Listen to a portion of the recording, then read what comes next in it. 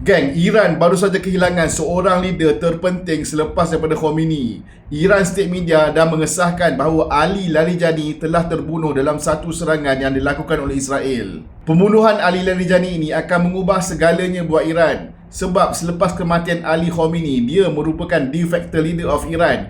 Dia merupakan Head of National Security Council yang mengawal military, intelligence dan juga nuclear strategy. Dengan kata lain, dengan pembunuhan dia umpama hit to the brain of the system. Dalam kerajaan Iran ada 3 power structure yang besar. Nombor 1 adalah Religious Authority ataupun Clerics. Nombor 2 adalah IRGC dalam bahagian ketenteraan. Dan nombor 3 adalah Politician.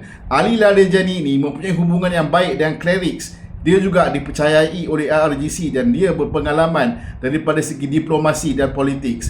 Dengan kata lain, dia merupakan GAM yang merapatkan ketiga-tiga kumpulan ini. Selain itu, dia juga merupakan nuclear strategist ataupun former chief of nuclear negotiator dan dia juga memainkan peranan dalam crackdown protes yang berlaku awal tahun ini. Jadi, apa yang akan berlaku lepas ini dekat Iran? Pada saya, ada 3 rational possibility. Nombor 1, kemungkinan akan ada perebutan kuasa within internal fractions group. Nombor 2, kemungkinan akan ada military takeover. Ataupun nombor 3, retaliation ataupun balas balik akan menjadi semakin hebat dan semakin kuat ke atas US dan juga Israel.